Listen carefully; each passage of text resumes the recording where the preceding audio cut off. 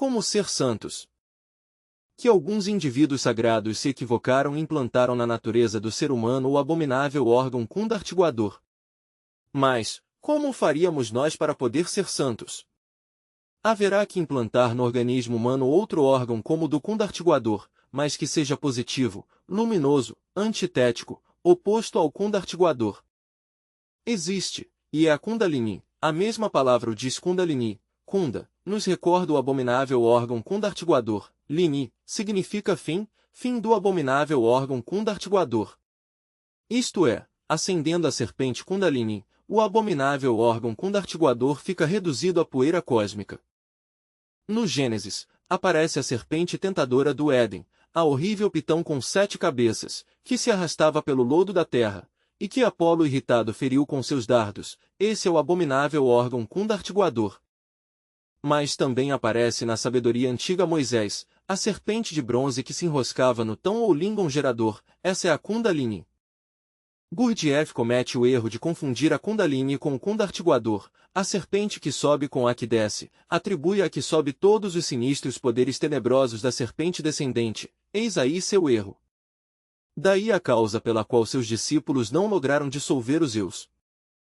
Essa foi sua grande equivocação. À base de mera compreensão não é possível dissolver os eus. Não nego que com a faca da consciência, compreendendo vivamente qualquer eu, possamos separá-lo de nós mesmos, de nossa psique, mas isso, meus queridos irmãos, não é suficiente. Qualquer eu separado de nossa psique continuará vivo, não se resignará a permanecer longe de casa, intentará uma e outra vez voltar a ocupar seu lugar, se converterá em um demônio tentador. Há que desintegrar o eu, que com a faca da consciência temos separado de nós mesmos. E ninguém pode desintegrá-los, com outro poder que não seja com o poder da Divina Mãe Kundalini. Só ela pode reduzi-lo a cinzas, a poeira cósmica. Assim, pois, o fundamental, meus queridos irmãos, é morrer em si mesmos, definitivamente, para poder abrir a mente interior e gozar da razão objetiva, que é a cognição verdadeira do real, experiência íntima do ser, visão búdica transcendental, divinal, além do corpo, dos afetos e da mente subjetiva. À medida que vocês forem digerindo tudo isto, irão compreendendo também a necessidade de viver alertas e vigilantes como vigia em época de guerra, trabalhando sempre de forma constante. Assim como estão, como se encontram nestes precisos momentos, vocês não servem para nada. Têm uma criação equivocada, manifestando-se através de uma falsa personalidade. Espiritualmente estão mortos, não têm realidade nenhuma. Assim como estão todos vocês, devem deixar de existir, porque se continuarem existindo assim como estão, terão que ingressar na involução mineral das entranhas da Terra. Assim como estão mortos espiritualmente, não possuem a razão objetiva do ser, não conseguiram a iluminação. Jazem como sombras entre as profundas trevas.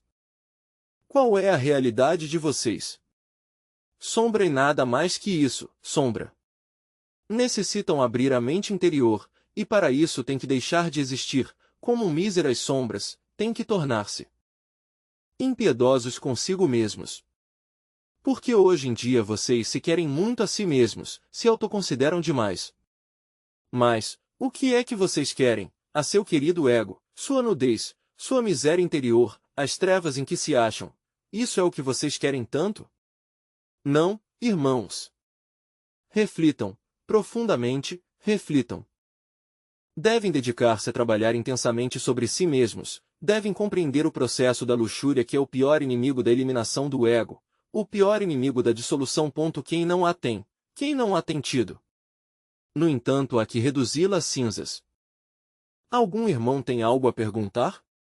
Fala, irmã. Discípula. Venerável, a Gurdjieff chama-lhe mestre. Ele trabalhou na nona esfera, ou só trabalhou na dissolução do ego? Mestre. Trabalhou na nona esfera, fabricou os corpos existenciais superiores do ser, mas não logrou a dissolução total do ego, porque rejeitou sua divina mãe. Como pode dissolver o ego, o filho ingrato? O filho ingrato não progride nestes estudos. Primeiro que tudo, antes de chegar ao pai, temos que chegar à mãe, isso é óbvio. Algum outro irmão tem algo a perguntar em relação a isto? Estudante. Mestre, por que sendo Gurdjieff discípulo seu, não conhecia que o único caminho para a dissolução do ego era com a Divina Mãe Kundalini? Mestre. Esqueceu-se de sua mãe. Em antigas existências esteve sob minha instrução, mas em sua existência última, pois ele como que estava longe de mim, esqueceu-se também de sua Divina Mãe. Esse foi seu erro, esse. Sem esse poder fotico, ninguém pode desintegrar os agregados psíquicos, senão por si só não logra nada.